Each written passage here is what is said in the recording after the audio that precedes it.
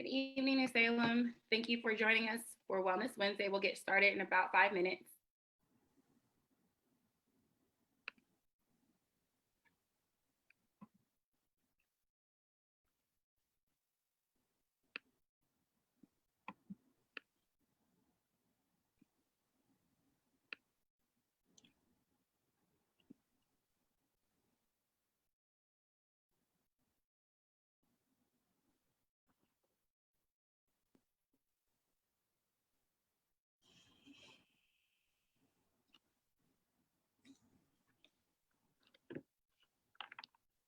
Thanks for joining us, everyone. Give us about 5 minutes and we'll get started shortly.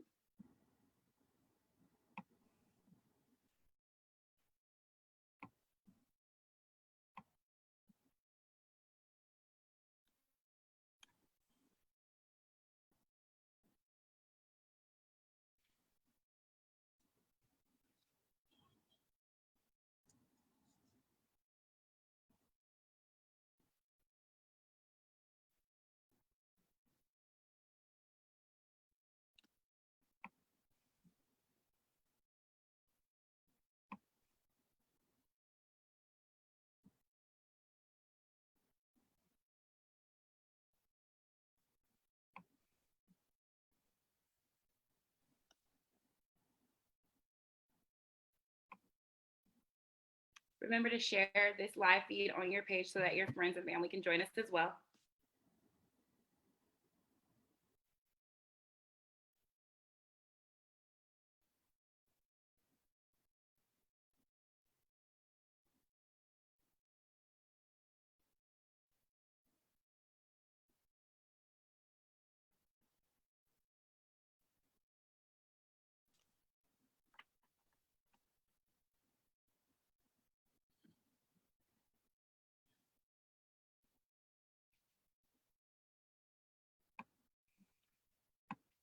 We'll give it about 2 more minutes and then we'll get started.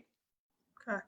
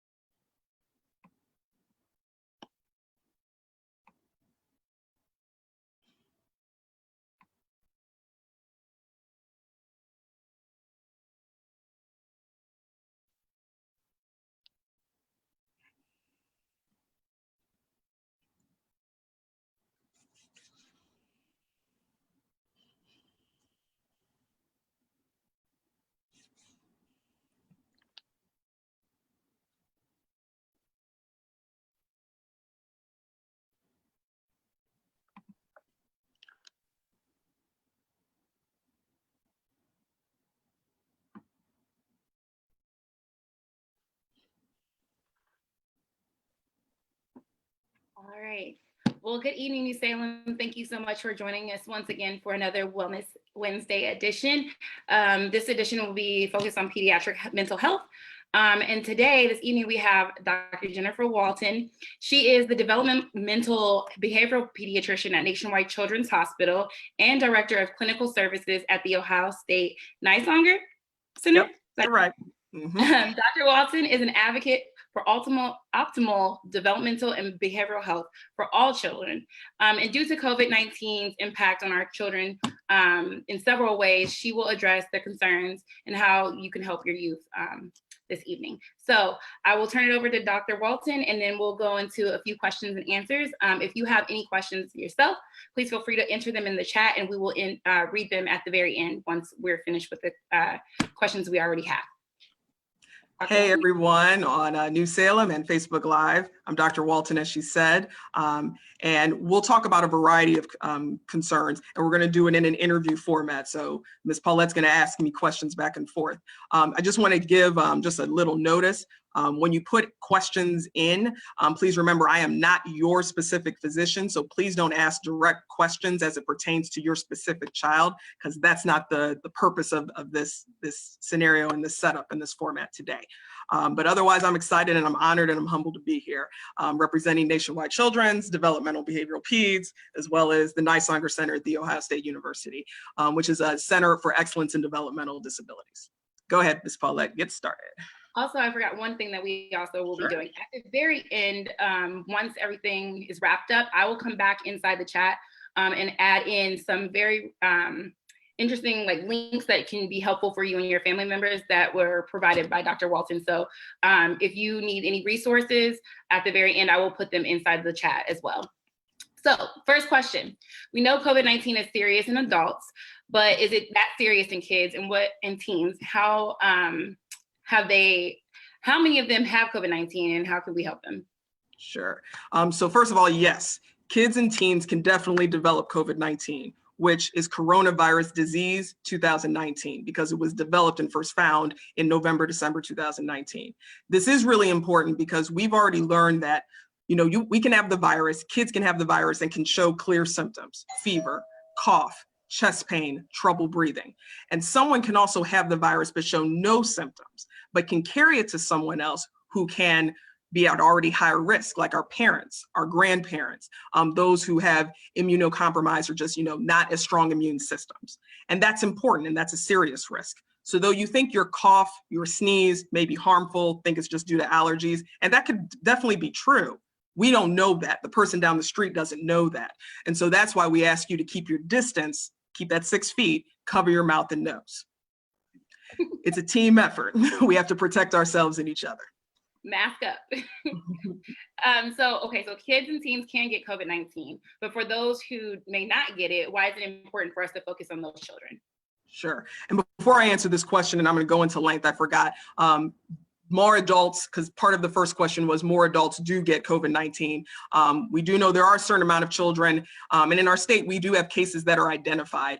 As of the latest data today at 2 o'clock, there are identified cases in children ages 0 to 19, and a good amount, about 50 to 60, have been hospitalized. So far, no deaths. That's been great, but we need to keep it that way. But to get to this question, and I'm going to spend a lot of time why it's important to focus on kids and teens, and I'm going to break it down into 4 different areas. First, as it relates to school and our education. So now that children are at home, school is about to end, has ended for a lot of our kids. Being able to learn, to complete schoolwork, homework has been tough for some of our youth, as we know. Tough, definitely, for the parents and guardians. I know it's a lot on you. And specifically for those homes who have trouble, who may not have a laptop or a computer device, or you do have one, but you don't have the best or steady internet connection or broadband connection. That's another tough situation and scenario we're in. And so though this is related to our health, this involves a team approach involving other systems that are in our economy. And that's something we need to think about and continue to find creative ways, thinking outside the box, to how we help our children learn. On top of that, a lot of kids rely on school for their breakfast, for their lunch. And so that's another element that we also have to think about. So though your kid may not have COVID-19 per se, this pandemic has clearly impacted them in a major way. This leads to what we called an adverse childhood experience, or an ACE, that's been talked about before this pandemic really even began. And so that's something we need to think about and consider. That's school. Home. Structures and routines have clearly flipped upside down or have been thrown out the window since this pandemic. You're right. And most importantly, as we try to create new plans, new routines for this new normal, safety is the top priority. How do we keep our kids safe? There are a lot of our children, we don't know, but there's a lot of our children we do know that are at risk. Child abuse and domestic violence are on the rise. And since this pandemic has begun, we need to keep our ears and our eyes open for our children, to keep them safe. And if we see something, we have to say something. There's no excuse. The economy's clearly affected our parents, us, all adults. And we already know our stress is already rising. Children can sense our stress. They may not be able to verbalize it or have the exact words, but they can feel it. They know something's different and something's not right. So we need to work on, as we work on our self-care, we need to also involve our children in that process and really have an open conversation together. So that's why home is important. Physical health. You're right. When this pandemic started, I gained 5 pounds in the first couple of weeks whenever this started. I'll be honest. And then I had to make a shift. And we all have to make a shift because we know our health and our physical activity is extremely important. We have to stay safe and physically active. And if you're able, please try to get outside and get fresh air. It is now finally warm, maybe too warm for some of us, but it's now finally becoming more warm. Let's try to get out and get some fresh air. Let's try to see if we can do some activities as a family, as a unit, as a community together. We also know a good amount of our youth love electronics. electronics, I know. And if we're able to, I'm thinking back to different systems for our devices. I don't know if you remember, Ms. Paulette, the dance revolution or the dance that came on different video games, but that's a way that we can be physically active and do something that they love and combine the two pieces for a great cause. This is just an example, but we need to be creative in making sure we can make physical activity still fun for the family and for the child. Because if we don't do this, our increased risk for obesity, which affects then hypertension, diabetes, our kids that already have asthma, all of those go up at risk. And then if you catch COVID-19 on top of that, that really affects your ability to fight the disease. So that's why this is important. We address our physical health and lastly, our mental health. Before this pandemic, anxiety, depression, suicide, overall mental illness has been on the rise. Specifically in our Black and brown children. I'm going to be transparent about this. This is a serious issue we need to have a conversation about. Nationwide Children's Hospital recently did a study showing the increase in mental health emergencies in children, even an increase in self-harm in our children. And so this is a very significant issue. So I love that Ms. Paulette is wearing that shirt. It's making me go casual and represent. We need to make sure we talk to our children about how they feel and let them know that it's okay to express how they feel. They should never, ever, ever keep that inside. That actually could hurt your overall health and even more when you internalize your symptoms and are not able to express them. So it's very important that you reach out to your pediatrician. And actually, if you're in a crisis and you know that there's a concern about a child and they're actually at risk of harming themselves or somebody else, you have to send them to the ER right away. Even in the midst of this pandemic, you have to send them to the emergency room. And with our behavioral health pavilion, you have to send them to that emergency room as well. There's also a crisis hotline I'm going to add as well for Nationwide Children's and for the state in general. It'll be included in Ms. Paulette's in the links when she uploads them. But the crisis line is 614-722-1800 for Nationwide Children's, and it's 24 hours, 7 days a week. And for those wondering, the shirt that I have on is the I Break Stigmas t-shirt for Nationwide Children's on our sleeves campaign, just helping kids basically share how they're feeling, right, Dr. Walton? Allowed to share their frustrations, because you have a right to be frustrated. Mm-hmm. To that child, to that teen out there, you have a right to be anxious. You have a right to be worried. You have a right to be afraid. And it's okay to have these feelings. The thing is, we can't keep them bottled up. We have to open up and talk about them, because the important piece is when we have those feelings, we have to figure out ways to still keep moving forward, to still make that progress. And that's what we want to teach you, to make sure, yes, you can still have those feelings, but how are we going to cope and move forward and be able to monitor those negative thoughts that come in and move them out the way. And of course, prayer comes into play. This is New Salem's Wellness Wednesday. We got to pray on it too. Yes. So you were mentioning how important it is to send a child, if they were having sort of suicidal thoughts or anything like that, to the hospital or call the hotline immediately. Yes, immediately. So we know that it's important for us to stay inside, but if we have regular doctor's appointments, should we reschedule them, cancel them? What is your suggestion as far as those? So the short answer is no, do not cancel your doctor's appointments. So let me explain further. So first, what you're going to do is you're going to call your pediatrician, call that office. Many of our hospitals, our offices have made a lot of structural changes to stay in line with the physical distancing and the main guidelines that are provided nationally and at our state level, and to make sure we also have accessible personal protective equipment, or PPE. There are options for your visit to be in person or telehealth, which is in this type of video format, depending on the reason for the visit. But It's important for the well child visits, and I'm talking about from newborn all the way through school age through age 18. It's really important to keep those visits. Those are important preventive visits that really affect the overall health, not just of the individual, but of our community. Specifically, and first of all, I'll congratulate, so for example, I congratulate all those who just had a baby, and that's fabulous, and it's wonderful. I know some of my friends just delivered. After that baby's born and after you are discharged from the hospital, within a week, please go to your pediatrician and have that newborn well child visit. We want to make sure we monitor for any concerns, any jaundice. That has to happen. We want to make sure we monitor growth. We monitor our blood pressure. So as we know with this pandemic, all of our blood pressures got elevated at some point, right? We know elevated blood pressure, if not under control, can lead to a lot of concerns down the line that affect our health.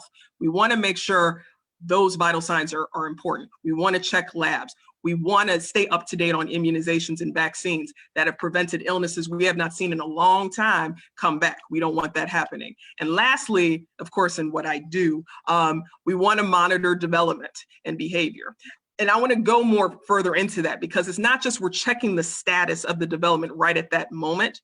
We want to be able to provide you with the next step. So this is what I want your 6-month-old to do in the next 3 months until I see them again. This is what I'm hoping your 4-year-old does within the next year before I see them when they're age 5. So that way you already have signs and already have some tangible items to look for and to watch for and to make sure you interact with your child in a way so you can see that progress happen. Let me go on top of that. In addition, we got to treat infections. Ear infections, you don't want to let sit. Any infection, you don't want to let sit. You want to make sure asthma is taken care of. For our sickle cell population, we want to make sure you're monitored too. If at any moment your child is really not feeling well, bad asthma exacerbation, painful sickle cell crisis, again, do not hesitate to take your child to the emergency department. These are things we do not want to let sit because we know there's a lot of consequences that can happen as a result of that. Please take them. Go to nationwidechildrens.org. For those that are outside Central Ohio and listening from other parts of the nation, check out your children's hospital or other hospitals' resources online as well, or give them a call. But definitely don't cancel an appointment. I know there's that fear, but let's be prepared. Let's stay ready and let's prepare to go out and make sure we see them because they're ready. They've made the structural changes. What if a kid or teen or any of us is living with someone who has COVID-19? What should we do? Okay, so that person infected with COVID-19, unfortunately, we have to isolate them in the home in some way.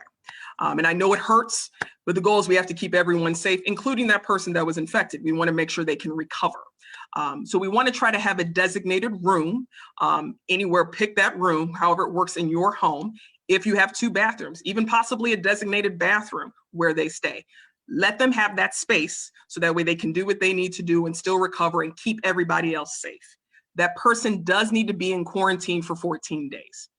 Use disposable dishes, paper plates, plastic cups, plastic utensils for their food instead of just your regular dishes, because then you could just easily throw them out. And that puts you at a decreased risk of having ability to catch it when you have to wash dishes. Just an idea.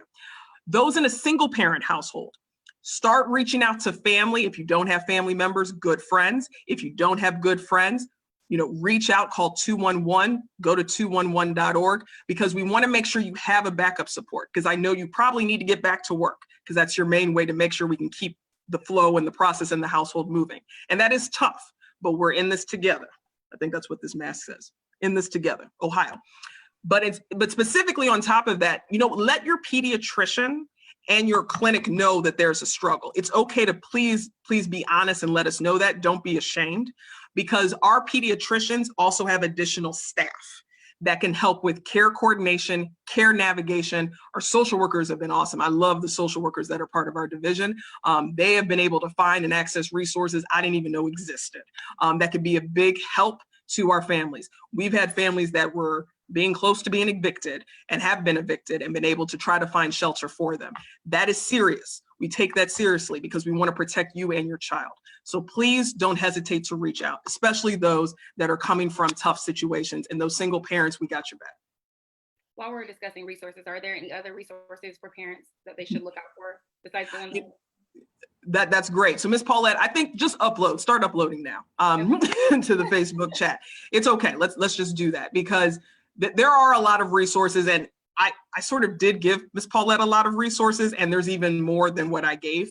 And it's a variety, whether we want to focus on health, education, different books to help your child learn. But let me break down a couple. So the Center for Disease Control, as we know, and the World Health Organization will always have the most up-to-date information. That's where most of the best scientists in the world are really trying to do their best and get the best research and translate it to you. Our Ohio Department of Health has also been working ridiculously hard as well. And that's an also good updated site and updated information. I do work at Nationwide Children's Hospital as well as Ohio State.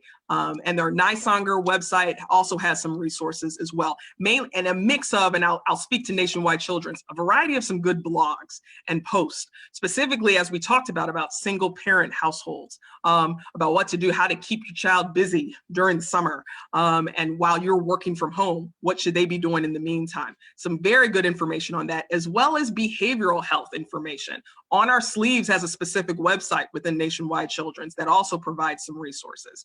I also provided other resources outside, even CAP for Kids, which Nationwide Children's is affiliated with. CAP for Kids Columbus, and that's a resource Ms. Paulette is pulling up for you, is going to put up in the chat a variety of resources for children, as well as the community, shelter, food, a variety of opportunities. There's also a great resource that I love that's pretty diverse, that talks about some different children's books, because we want to make sure children understand what COVID-19 means at their level of understanding and how that affects themselves and each other. As well as I wanted them diverse, because I want to make sure when the child reads a book, they can see themselves as they read it, because that's very important, because I feel more books need to be more culturally diverse in that pattern, and linguistically diverse. Literacy, we have to work on that also. I've also included a YouTube site and a couple other sites on the importance of wearing a mask. And this is important on many levels. And I pause here because I know there are children that have developmental and behavioral concerns where this can be difficult to wear and keep a mask. And then some children just outright refuse to wear the mask. Understood, it is an uncomfortable situation. But we want to still encourage and try our best to make sure they understand and still give it a shot. But in the case that child really cannot keep a mask on, that's why we need to keep following the other guidelines. Importance of keeping distance. So if there's a child I'm about to see where I know they can't keep that mask on, I'm going to make sure I have my mask. I'm going to make sure we still try to apply social distancing as best we can and do what we need to do. This is also important because, as it's already been stated, nationally and everywhere, children under the age of 2 are not going to wear masks, and they should not wear masks.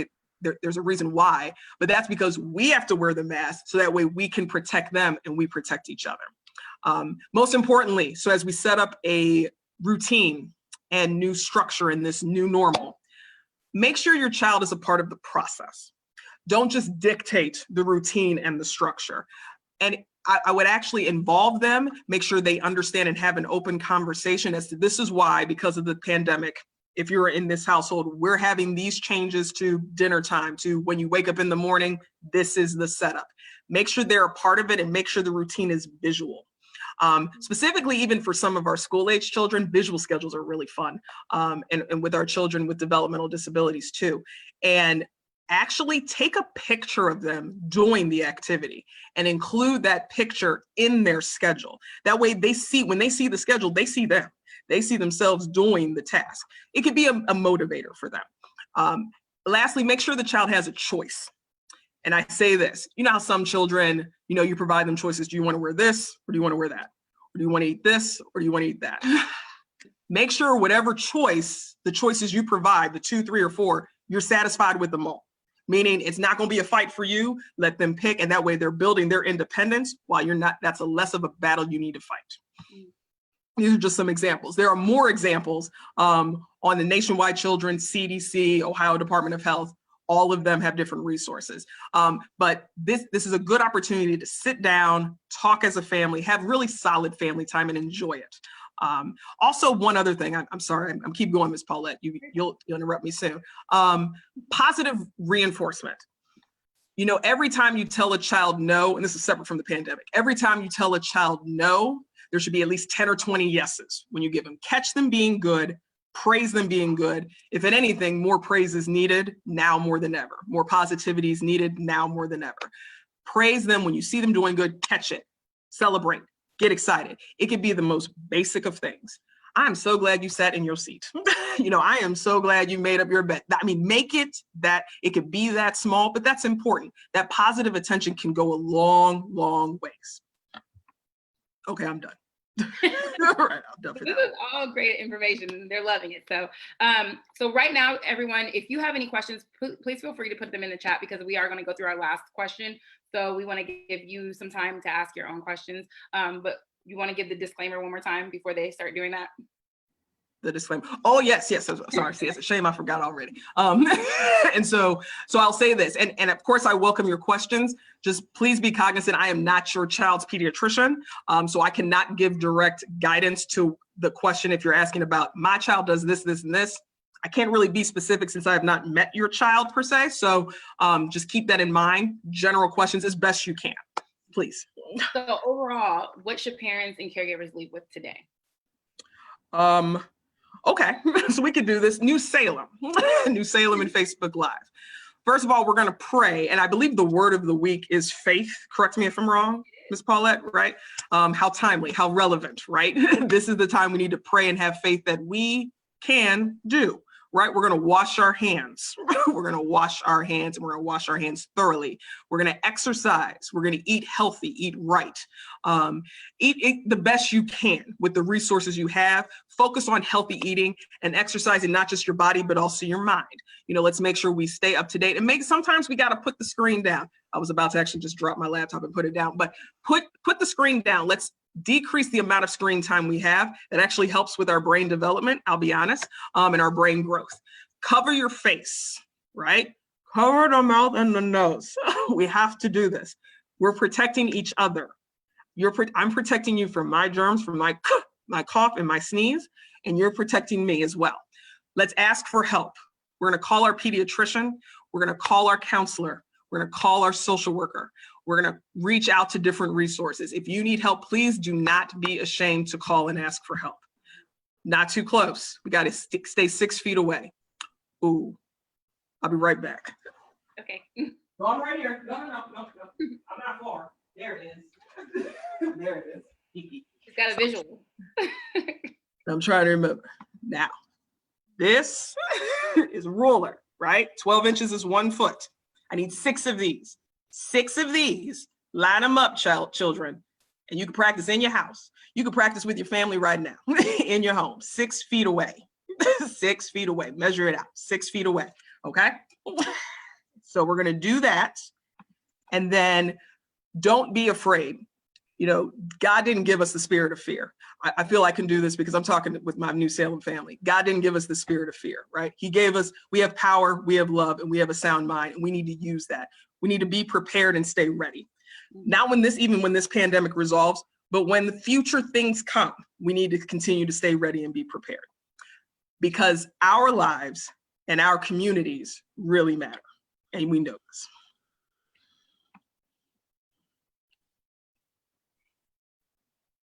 Ready for their questions?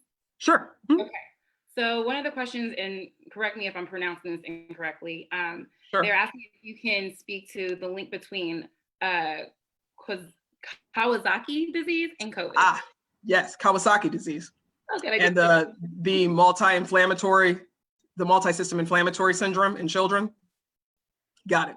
So technically, let's talk about this, and because I had a feeling this was going to come up. Kawasaki's disease has been in existence for decades, centuries.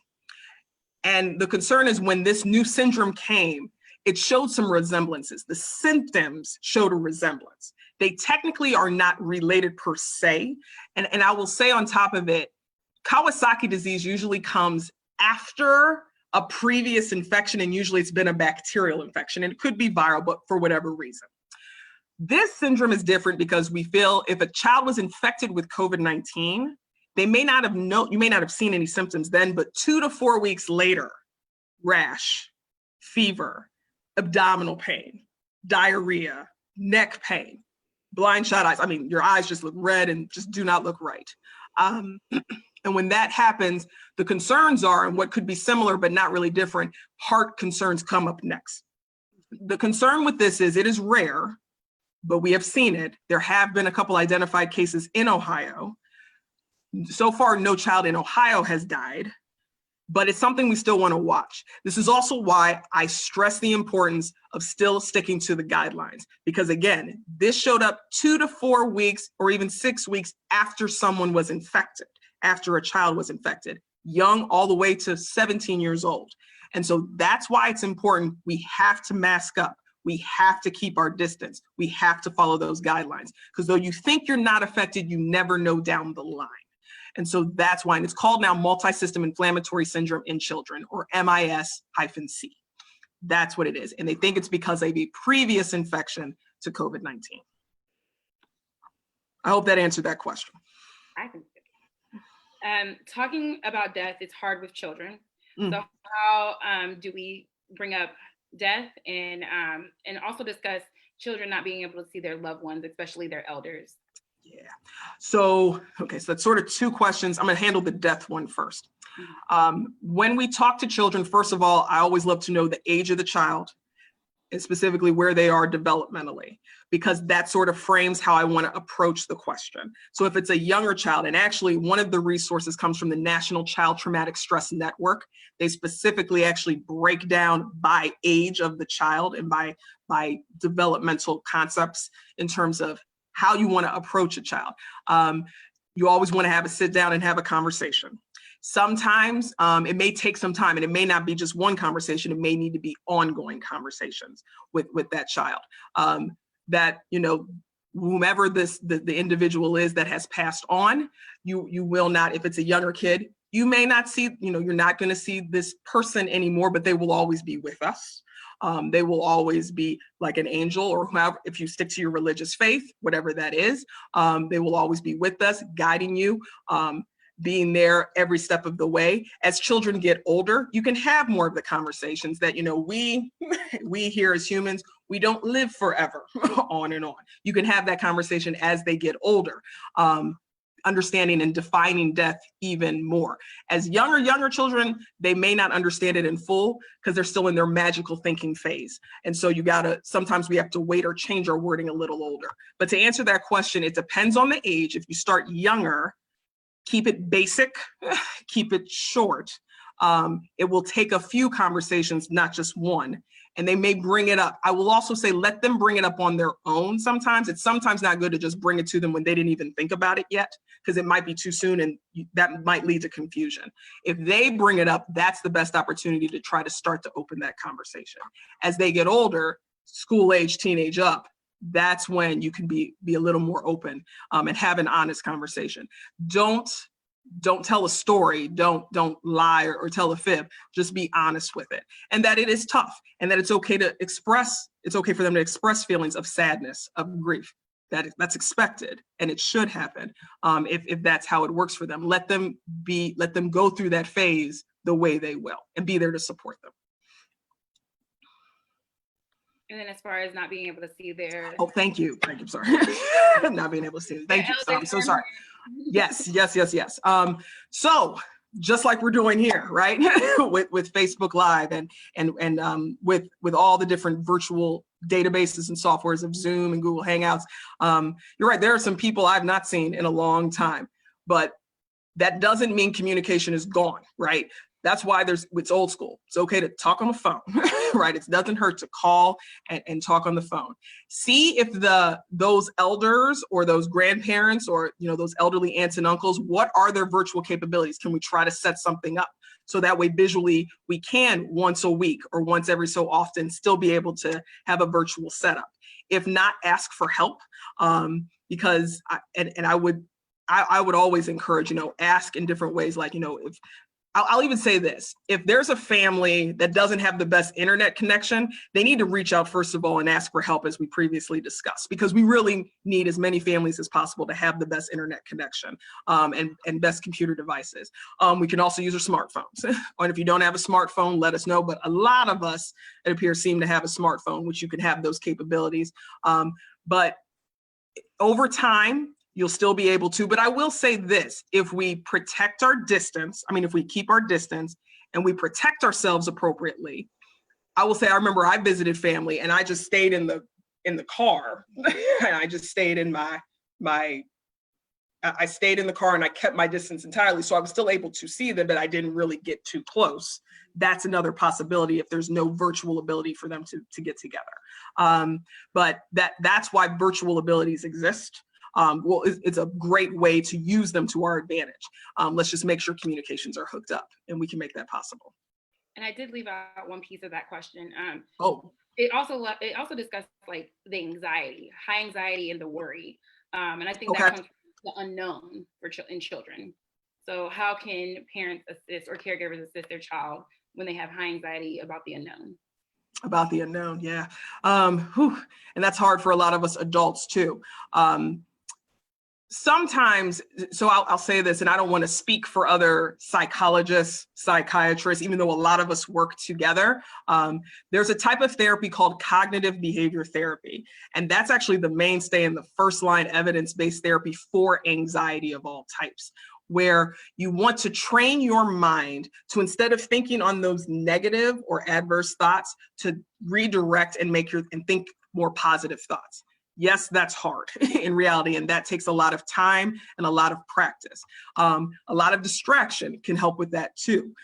There's a good book. There's a variety of good books, and some of them are actually already in the resources I uploaded. But I've recommended to a lot of children, what to do when you worry too much. It's a kid's guide for overcoming anxiety, and it provides some concrete strategies for the child. And usually they're for children, more school-age children. But that's a great way where you can sit down and work with them on some different exercises to help practice moving those negative thoughts and thinking more positive thoughts. So that's one option you can consider. A lot of prayer, a lot of faith, a lot of being together as a family, though, would be very important. It takes time. This is not instant. None of this is instant. I will say this. This takes gradual practice and time. But there are some good resources that exist, but also tell them it's common. This isn't like they're the only one who's having this anxiety. A lot of people, anxiety is the most common mental health disorder in the world. And so it really is. And so by data, so that this is common, we all are feeling this. And that's why we continue to have faith and continue to still work and stay prepared, because then things, as we know, will become known over time. Wonderful. Let's see if we have any other questions. If not, I think we will wrap up. I do want to. I'm sorry. Can I mention one thing? In one of the resources, because it'd sort of be wrong for me, but I do like this one resource. I gave you a lot of resources, but I also included the Ohio Coalition on the Education of Children with Disabilities. I do love that site because I think about those parents who have children with a variety of special needs who had in school and still should have individualized education plans, or IEPs. And this is important because even though school's not in session, the IEP technically should not stop. And so that site has a lot of resources, and specifically there's a link where you actually connect with parent mentors. So it actually connects with parents who have been through the system, been through the school system, but they actually represent you through the Ohio Coalition to help you work with the school on what are the best ways we can still support a child's needs, even through a pandemic. And it's going to be tough because they're still working out their kinks, and adjusting to this new normal as well. But throughout the state of Ohio, in counties, and if there's not a specific parent mentor for a school district, there's a regional specialist for that region of counties. That can be of great assistance. And in addition, they have a COVID-19 resource page that also provides a lot of resources, even for education, for those with math difficulties, reading difficulties, even anxiety, like the one person asked. Those are some other great resources too. So there's a variety of resources. I also included Autism Speaks, which also has many resources that you should definitely take over and look at too. And then also check out Nationwide Children's. I'll stop there, but I wanted to make sure, because that's important, and a lot of questions have come our way about that. And so we've been working with parent advocates and with that resource as well. So that's why I wanted to put that out there. The one thing that I was going to put out there is also, since this is New Salem's Wellness Wednesday, I did want to give a shout out to our youth, and also suggest that if you have a youth or kids that are in your home that are in 6th through 12th grade, to always make sure that they check out the WAVE Bible study that is online, that's virtual, so that they can still connect with the other youth in the church. And that's another way that they can have an outlet. If you need information about that, that is on our Facebook page and our Instagram. You can reach out to Minister Ani and he can get you the link for that as well. But if there aren't any other questions, I think we will go ahead and wrap up. Don't forget to scroll back through the chat if you have any questions or you're looking for any of the resources and links that we put in earlier. Thank you so much, Dr. Walton. We really appreciate everything that you shared with us today. Thank you, guys. I hope this was helpful. That was the goal. And again, it was an honor and a privilege. I'm also glad to be a member of New Salem. And I thank all those. I thank New Salem. I thank Nationwide Children's. I thank Ohio State University Niswonger Center. I also thank the National Medical Association and American Academy of Peds that I'm members of and leadership with. Thank you guys for this opportunity. I do appreciate it. Thank you. Have a good night.